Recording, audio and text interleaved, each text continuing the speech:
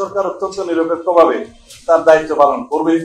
তত্ত্বাবধায়ক সরকার যে জন্য প্রতিষ্ঠিত হয় একটি নিরপেক্ষ, সুষ্ঠু এবং গ্রহণযোগ্য নির্বাচন অনুষ্ঠানের জন্য, সেই দায়িত্ব আপনারা পালন করবেন।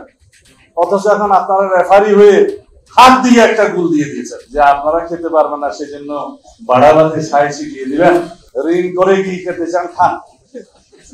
আপনারা যারা 1971 সালে উল্টা দিকে যাত্রা করেছিলেন, 1947 সালে বিপরীত দিকে যাত্রা শুরু করেছিলেন, জাতীয় পার্টির হাত ধরে হোসেন মোহাম্মদ এরশাদ সাহেবের সহচর হয়েছিলেন, আপনারা আবার যদি আওয়ামী লীগের হাত ধরে পুনরুত্থান চান, কি পরিণত হবে আল্লাহ মালুম। আপনারা যা শুরু করেছেন তাতে করে উৎসাহিত হবে পতিত ফ্যাসিস্ট, তাতে করে উৎসাহিত হবে বাংলাদেশে অন্য যে কোন রকমের অগণতান্ত্রিক শক্তি। কিন্তু সেই জন্য যদি আপনারা বলতে চান যে আপনারা খেতে পারবেন না, সেজন্য বাড়াবাতে ছাই ছিটিয়ে দিবেন, সেটা বাংলাদেশের মানুষ আর কখনো গ্রহণ করবে না, সেই সুযোগ দিবে না।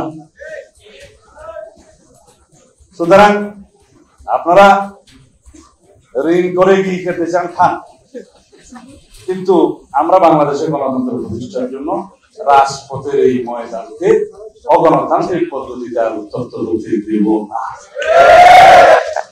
আপনারা বলেছেন 11 তারিখ পর্যন্ত আলটিমেটাম। আলটিমেটাম কারা দিচ্ছেন? সরকারকে। তো সরকার তো আপনাদের পক্ষে সুপারিশ দিয়েছে, জাতীয় ঐক্যমত্য কমিশন তো আপনারা জানেন তাই দিয়েছে, সেজন্য আপনারা তার সাথে সুর মিলিয়ে তাই কথা বলছেন। সুতরাং সংগ্রামটা, আলটিমেটামটা কাকে দিচ্ছেন? সরকার অত্যন্ত নিরপেক্ষভাবে তার দায়িত্ব পালন করবে। তত্ত্বাবধায়ক সরকার যে জন্য প্রতিষ্ঠিত হয় একটি নিরপেক্ষ, সুষ্ঠু এবং গ্রহণযোগ্য নির্বাচন অনুষ্ঠানের জন্য, সেই দায়িত্ব আপনারা পালন করবেন। অথচ এখন আপনারা রেফারি হয়ে হাত দিয়ে একটা গুল দিয়ে দিয়েছেন। এখন বলছে রাজনৈতিক দলগুলোকে সিদ্ধান্ত নিতে হবে 7 দিনের মধ্যে, নাইলে আমরা সিদ্ধান্ত নেব।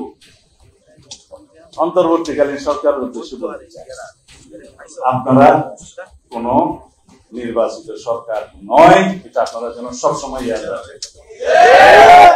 আপনাদের এইরকম কোন এখতিয়ার নাই আমাদেরকে ডিকটেট করার যে 7 দিনের ভিতরে আপনারা সিদ্ধান্ত নেন, না হলে আমরা সিদ্ধান্ত নেব। এত শক্তি প্রদর্শন আপনাদের বোধহয় মানায় না। গণতান্ত্রিক ভাবে আপনারা নিরপেক্ষতার সাথে আগামী দিনের একটি সুষ্ঠু, সুন্দর নির্বাচন অনুষ্ঠানের জন্য সকল যাবতীয় কর্মকাণ্ড করেন। আমরা আপনাদেরকে সমর্থন করেছি, করব ওই সীমারেখার মধ্যে। আপনাদের সীমারেখা হচ্ছে যে আপনারা একটি ঐতিহাসিক নির্বাচন অনুষ্ঠান করবেন।